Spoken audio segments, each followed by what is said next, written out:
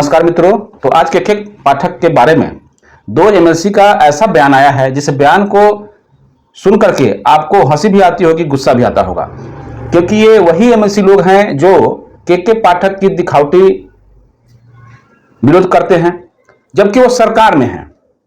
जब वो सरकार में होते हुए भी कुछ नहीं कर पा रहे हैं, एमएलसी हैं, तो फिर एक आम शिक्षक क्या कर पाएगा? यही सोच आम शिक्षकों में भी घुस चुकी है। तो एमएलसी का जिस तरीके से बयान आ रहा है कि ऐसा होना चाहिए, होना चाहिए, वो होना चाहिए, के पाठक को पागल का दर्जा भी उन लोगों ने दे दिया है। उनका भूत उतारने की भी बात कही जा रही है, उन्हें बैताल तक कहा जा रहा है, और जो आपको चुनाव के बाद कहा जा रहा है कि उन पर एक्शन लिया जाएगा। तो हम ये जानना चाहते हैं कि के पाठक जी पर एक्शन के लिए चुनाव के रिजल्ट का इंतजार क्यों किया जा रहा है?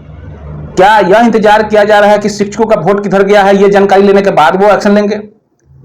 अगर फिर से शिक्षकों का वोट अगर राजद की तरफ चला जाएगा तो कोई एक्शन नहीं लेंगे, और फिर से शिक्षकों के ऊपर वैसे ही प्रहार किया जाता रहेगा, शिक्षकों को तंग और तबाह किया जाता रहेगा। आपको बता दें कि जिस तरीके से 6 बजे से 1:30 बजे का स्कूल को शेड्यूल बनाया गया, यह शेड्यूल कोई बड़ी चीज नहीं है, शेड्यूल ठीक है किया गया, लेकिन 6:05 पर ही हाजिरी अगर नहीं बनती है, नोट कैम ऐप के माध्यम से फोटो खींचा जा रहा है और उस समय उपस्थिति अगर नहीं दर्ज हो पाती है तो शिक्षकों का वेतन बंद कर दिया जाता है, काट लिया जा रहा है वेतन। तो कहने का यह मतलब है कि कुल मिलाकर के उन्हें प्रमोशन से रोकने का एक जरिया बनाया जा रहा है। आपका सर्विस पीरियड लंबा हो ही नहीं पाएगा तो फिर आप प्रमोशन किस आधार पर मांगेंगे? ये सारी बातें बहुत ही सोची समझी साजिश के तहत किया जा रहा है। अब देखिए, शिक्षक को जितना दबाया जा रहा है, शिक्षक उतने ही दबते जा रहे हैं, और यह शिक्षक की गलती है। हम तो पूरे तौर से मानते हैं कि शिक्षक की स्वयं की गलती है। अगर इस तरीके का तानाशाही किसी और की सरकार में होती थी तो लोग ताले लटका दिया करते थे स्कूलों में और सरकार से 2-2 हाथ कर दिया करते थे। लेकिन अभी पता नहीं किस खाद पानी का भोजन कर रहे हैं शिक्षक कि वो उनके अंदर जो मान है, सम्मान है, वो खत्म हो चुका है। आज डर की सीमा इस हद तक चली गई हुई है कि 6 बजे मतलब 6 बजे, 6:05 मतलब 6:05। अब अगर कहा जाए स्कूल 5 बजे से शाम 5, सुबह 5 बजे से शाम 5 बजे स्कूल चलेगा तो इसमें कोई अतिशयोक्ति नहीं होगी, और तब भी शिक्षक डर करके स्कूल करेंगे। ये हम दावे के साथ कहते हैं। बिहार में ऐसे ही शिक्षक अब पैदा ले चुके हैं जो डर डर के काम कर रहे हैं। अब देख लीजिए, जो 6 बजे से स्कूल की बात थी, अब उसमें सुधार कर दिया गया है। न्यूज 18 पर आपने न्यूज देखा होगा, उसमें कहा गया है 5:45 में ही स्कूल में हाजिर होना है, और लेटेस्ट आपको 6:05 तक फोटो अपलोड कर देना है। अभी शिक्षक की जो स्थिति है, इतने डर चुके हैं शिक्षक, इतने डरपोक हो चुके हैं कि वो अगर उन्हें कहा जाए रात के 12 बजे स्कूल में हाजिर हो जाओ तो वो भी करेंगे। तो कहने का यह मतलब औचित है, संगठन चिल्ला रहा है, संगठन आवाज दे रहा है आप लोगों को। बार बार विभिन्न संगठनों के जो शिक्षक नेतृत्व करता है, शीर्ष नेतृत्व करता है, बंशीधर बजवासी जी, आनंद कौशल जी, प्रदीप कुमार पप्पू जी, जयंत कुमार जी, शशि रंजन सुमन जी, ये सारे लोग लगातार आप लोगों को सोशल मीडिया के माध्यम से ही, केशव कुमार जी भी लगातार प्रयासरत हैं, प्रणय कुमार जी, ये सारे लोग अपने अपने स्तर से शिक्षकों को एक मंच पर लाने के लिए, एक साथ एकजुटता के साथ सरकार का विरोध करने के लिए लगातार प्रयासरत हैं। लेकिन शिक्षक हैं कि मानने को तैयार नहीं हैं। शिक्षक पुरानी बातों को लेकर के गीत गा रहे हैं कि शिक्षक में जो शिक्षक संगठन था उनकी एकता नहीं थी। अरे भाई, आप स्वयं सोचिए, ये 5 उंगली हैं, आपके हाथ में ही है, और 5 उंगली का काम 5 तरह का है। लेकिन जब यह मिल जाता है तो यह एक ताकत बन जाती है। तो संगठन बन गया तो अब संगठन को खत्म नहीं किया जा सकता है, लेकिन संगठन को एक मंच पर लाया जा सकता है। जिस तरीके से शिक्षक चौपाल की भूमिका रही 2017 से लेकर 19 तक के आंदोलन में, जो सुप्रीम कोर्ट का लड़ाई हुआ, उस दौरान शिक्षकों को एक मंच पर लाने का जो प्रयास किया गया था, ये जग जाहिर है कि शिक्षक संगठन उस समय शिक्षक चौपाल को या शिक्षक चौपाल के विचारधारा वाले लोगों को लगातार वो विरोध करते रहे, जिसका खमियाजा आज उन्हें भुगतना पड़ रहा है। आज लाख चिल्ला रहे हैं शिक्षक संगठन, लेकिन शिक्षक एक होना नहीं चाह रहे हैं। तो कुछ गलतियां शिक्षक संगठन ने की और बहुत सारी गलतियां शिक्षक कर रहे हैं। आज उन सारी बातों से सीख लेते हुए आगे बढ़ने का समय है, ना कि पीछे घसकने का समय है। चुनाव, लोकसभा चुनाव का आचार संहिता जैसे ही खत्म होगा, ठोस रणनीति बना करके कार्य करने की आवश्यकता है। और जिस तरीके से केशव कुमार जी, जयंत कुमार जी का आह्वान होता रहा है, अगर उनकी माने तो अब विद्यालयों में ताले जड़ने का समय आ चुका है, क्योंकि सामने 2025 है और जो अभी का वोट निकलेगा, वोट का जो जिन निकलेगा, निश्चित तौर पर नीतीश कुमार जी के अंदर की खलबली को और बढ़ा देगा। इसमें कोई शक नहीं है। जब 2014 में यह चुनाव हुआ था लोकसभा का, उस समय यही स्थिति बनी थी और शिक्षकों का वोट कहीं ना कहीं नीतीश कुमार जी के खिलाफ गया था और वह वोट का बदला आज तक वो ले रहे हैं। तो बदला लेना उनका स्वाभाविक रूप है।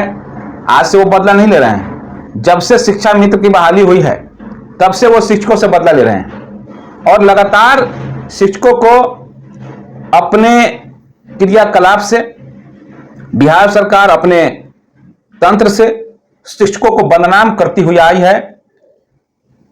भले ही 15,000 से 50,000 लोगों को आप वेतन पहुंचाने का काम ही इसी सरकार ने किया है, लेकिन उन्होंने खुद कोई स्वयं अपने मन से नहीं किया है। यह शिक्षकों का आंदोलन का एक प्रयास था, जिसके वजह से उसके प्रेशर में उन्होंने समय समय पर जो वेतन का स्ट्रक्चर बनाने का काम किया, पहले चाइनीज वेतन दिया, फिर उसी वेतन में सुधार करते हुए जो नई वेतन संरचना आई उसको दिया, और जो राज्य सरकार के अधीन बहुत सारी सुविधाएं हैं उसको भी देने का काम किया। लेकिन आज भी राज्यकर्मी से शिक्षक, जो नियोजित शिक्षक हैं, वो विमुख हैं, उनसे अभी दूर हैं। तो उन्हें पाने के लिए जब आंदोलन हुआ तो एक नई साजिश के तहत सक्षमता परीक्षा ला दिया गया, और वो सक्षमता परीक्षा जो मामूली परीक्षा कहा गया, सही में मामूली ही परीक्षा है। तो दक्षता और सक्षमता में कोई खास अंतर मेरे समझ से नहीं है। अगर होता तो 93% लोग पास नहीं करते। 93% लोग पास करने का मतलब ही है या तो शिक्षक योग्य हैं, आपके अनुसार चूंकि आपने परीक्षा लिया है तो शिक्षक योग्य हो गए। तो जब 93% लोग पास ही कर गए, और जो 2 मौका मिलेगा 7% और भी पास कर जाएंगे। जो 50 शिक्षक है जो परीक्षा फॉर्म नहीं भरे वो भी पास कर जाएंगे। तो जब सब लोग पास ही कर रहे हैं आपकी परीक्षा को, तो फिर सबको बिना शर्त राज्यकर्मी देने में क्या दिक्कत था? बताइए कि क्या दिक्कत था? ठीक है, परीक्षा आपने लिया, राज्यकर्मी देने की बात हुई, कोई बात नहीं है। लेकिन जो 18 साल, 20 साल, 15 साल से नौकरी करते हुए आ रहे हैं, उनकी सर्विस पीरियड को क्यों नहीं जोड़ा जा रहा है? यहां पर क्यों नई नियुक्ति यहीं से शुरुआत की जा रही है, प्रमोशन की बात की जा रही है? पुराने नियमावली को कचरे के डब्बा में डालने का क्यों काम किया जा रहा है?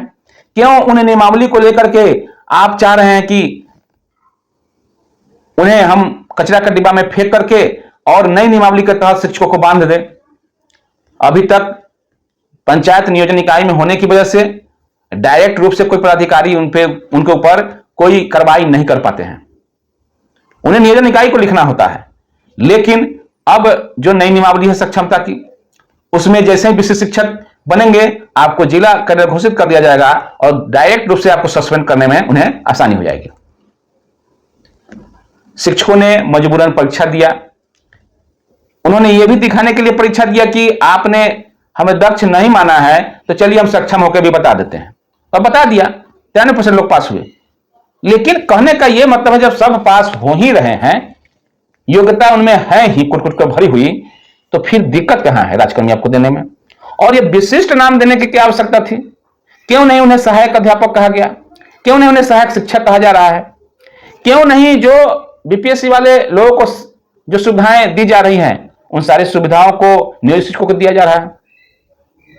ये सारे क्रियाकलाप के पीछे जो भी ये कांड हो रहा है, जो भी शिक्षकों की मौतें हो रही हैं, जो भी शिक्षकों का एक्सीडेंट हो रहा है, उन सारे चीजों का जिम्मेदार सरकार है। क्योंकि जिस तरीके से शिक्षा विभाग में शिक्षकों के साथ प्रक्रिया अपनाई जा रही है, वह कहीं से भी नियत संगत नहीं है। नियम कुछ और कहता है और आदेश कुछ और निकल रहा है।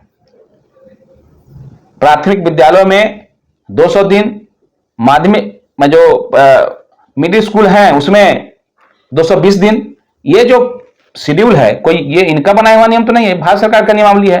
तो फिर क्यों अपने तरीके से नियमावली बना करके 250 दिन से भी ज्यादा शिक्षकों से काट लिया जा रहा है। शिक्षकों की सारी छुट्टियां रद्द कर दी जा रही हैं। ग्रीष्मावकाश की छुट्टी लोगों को बताया जा रहा है कि ग्रीष्मावकाश की छुट्टी है और शिक्षक रोज विद्यालय जा रहे हैं। ये कौन सा छुट्टी है?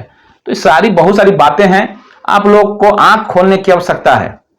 नहीं तो जिनको जाना है सक्षमता में, जिनको सीधे तौर पर छठे चरण में जो बहाल है शिक्षक, उनको सीधे तौर पर बहाली इसे सक्षमता में फायदा हो तो जाइए, कोई दिक्कत नहीं, उनके लिए कोई रोक नहीं है। लेकिन जिन लोगों का सर्विस पीरियड 20 साल, 18 साल, 15 साल, 10-10 साल हो चुके हैं, वे लोग किस आधार पर चले जाएंगे? वो क्यों नहीं अपने अनुभव का फायदा लेंगे? क्या उनके अनुभव का कोई मोल नहीं है? तो इन सारी सवालों का जवाब ये एमएलसी लोग जो अपने आप को दिखा रहे हैं कि हम शिक्षकों के हितैषी हैं, इन लोगों से जवाब मांगने की जरूरत है। ये सारे लोग सिर्फ और सिर्फ हो हल्ला मीडिया में कर दे रहे हैं कि हम पाठक जी को कार्रवाई कर देंगे।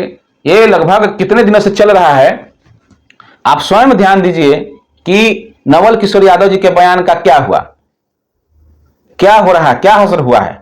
नीरज कुमार जेडीयू एमएलसी, उनके बयान का क्या असर हो रहा है। संजय सिंह, उनके बयान का क्या असर हो रहा है? कुछ हो रहा है? तो जितने भी एमएलसी रहे हैं पूर्व में या अभी हैं, उनके बयानों का कोई औचित्य ही नहीं रहा, कोई मतलब ही नहीं है। यहां तक कि कुछ विधायक भी बोलते हैं, उनके भी बातों का कोई वैल्यू नहीं है। हम तो कहते हैं इस विभाग में मुख्यमंत्री जी की नहीं चल पा रही है। मुख्यमंत्री जी तो लगता है जैसे उन्होंने बनावटी बातों को हम लोग के समक्ष रखा था। सदन में भी उन्होंने बनावटी बातों को रखा था दिखाने के लिए कि वो शिक्षक हितैषी हैं, लेकिन इन सारी कारगुजारियों के पीछे माननीय मुख्यमंत्री जी का ही हाथ है। आज शिक्षकों की बद्दुआ उन सारे लोगों पर पड़ने वाली है जो लोग भी एसी में बैठ करके जो नियमावली बना रहे हैं, रोज रोज नई नई नियमावली, नए नए फरमान जो जारी कर रहे हैं, उन सभी लोगों को इन शिक्षकों की बद्दुआ जरूर लगेगी और लग रही है। बस समझने का फेर है। अब सिर्फ और सिर्फ रिजल्ट का इंतजार लोग कर रहे हैं। जैसे ही रिजल्ट आएगा तो हो सकता है कि बिहार में एक बड़ा आंदोलन देखने को मिलेगा। तो फिलहाल इस वीडियो में इतना ही। वीडियो अगर अच्छा लगे तो शेयर कीजिए, लाइक कीजिए और कमेंट के माध्यम से अपना फीडबैक जरूर दीजिए। चैनल पर नए हैं तो चैनल को सब्सक्राइब कर लीजिए। धन्यवाद। जय हिंद, जय भारत, जय शिक्षक।